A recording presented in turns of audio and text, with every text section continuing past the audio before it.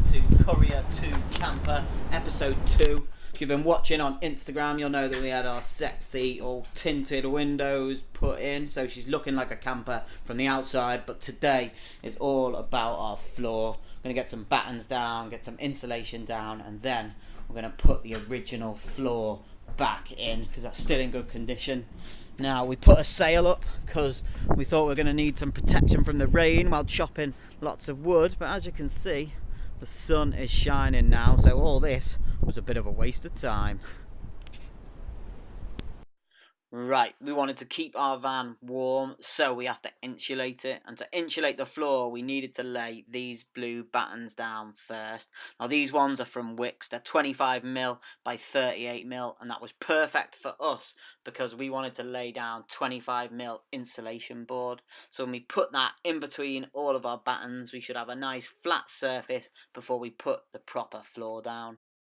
We bought ourselves a mitre saw so that we could cut the battens nice and accurate, and I am telling you, I am loving our new weapon. Yeah. One thing we didn't get right was the screws. We needed self-tapping screws that would go through the wood and the metal van base, but these ones wouldn't. So we went back to Screwfix and got these screws, which did go through the van floor, but at just 38mm they weren't long enough to fix the battens securely. So I went back to Screwfix for a third time, and best mates with all the staff in there now, and got these 50mm screws, which were a treat and didn't do any major damage like pierce our fuel tank or nothing. Phew! In these shots here, we are gluing the battens onto the floor before screwing them in with the screws that we bought. Now, this was a long job. We ended up grafting all day and well into the night, and then we had to go in and eat a massive curry. And it's a tough life, but someone's got to do it, la. And here she is, our beautifully battened floor. It's a work of art, really. Next up is our insulation board. Now, we chose this stuff after watching Greg Virgo's insulation video.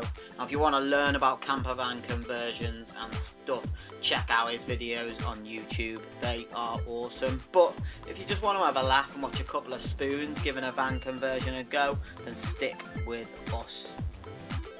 Now, I know I did say that we are amateurs, but what you can see us doing here is using cardboard templates to cut out the awkward bits of insulation that go around the wheel arches and stuff like that. Now, this was Louise's genius idea, so maybe you should stick with us. This is another job that took us well into the night, and do you know what? Didn't even get a curry after this one. Devastated. Here is another Greg super tip. Get one of these Lecky kitchen knives if you happen to cut a lot of this insulation board. It makes it so much easier. What a legend Greg is. We've just got tickets to Camp Quirky, and apparently he's doing a talk there. If I meet him, I might actually wet myself. Seriously. Once the insulation is in, you have to create a vapor barrier, so we use this foil tape over all of the wood to get that vapor barrier finished. Now, this bit of the job was actually quite satisfying. To save time and money, we decided to use the van's original floor because it had all the wheel arches already cut out. But it actually took us ages to get all the sealant off the bottom, and then we had to cut out some damaged bits of the floor and replace that with 12mm ply. So it was a bit of a mission. To get the floor secure in the van, we needed to know where the battens were once the floor was in, so we used a pretty advanced technique of laying soup tins down and then putting the floor on top of that, marking out where the battens were, so that when we took the soup tins out and we put it flat, we could drill it in and keep it as secure as possible. Look at us go. Before insulating the walls, we used Dodo Dead Mat to sound deaden all of the panels on the van, because otherwise they can vibrate and make a lot of noise. Just a quick tip, don't do this to get the edges to stick down, because you'll cut your finger like this.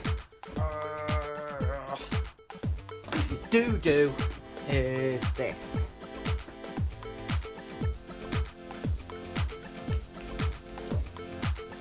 Safe.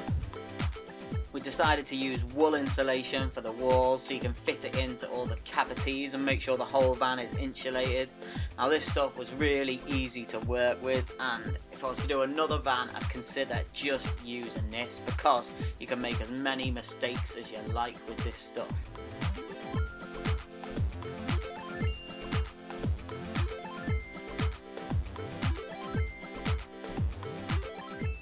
We had to get some battens up on the ceiling of our van so our insulation would sit flush with where the ply lining is going to go to finish it all off.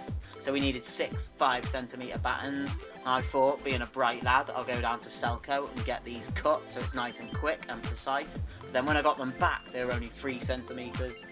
Now it's not a big problem because when we went back in they cut them for us for free for a second time, but it was a waste of our time. So if you're getting your wood cut down at a local DIY store, just make sure you take a tape measure with you and check it before you leave, because that might save you a few minutes. We had to wait until our skylight was fitted before finishing off the roof insulation, but isn't she lovely, bringing all that light into the van? We like it a lot. So apparently quite a few people forget to insulate this bit in here. So we are going to use some of this stuff which we got for free off our neighbour. Make sure all of our van stays warm or cool in the summer. To finish the insulation off we used some super foil to cover up all the wool insulation. And here she is, looking like some kind of spaceship or something. Fully insulated and ready to go. Next video up we are going to be starting on our benches and cabinets and stuff, which apparently in the world of the professionals is called cabinetry. So look forward to that, and we'll see you next time on Courier to Camper. Later.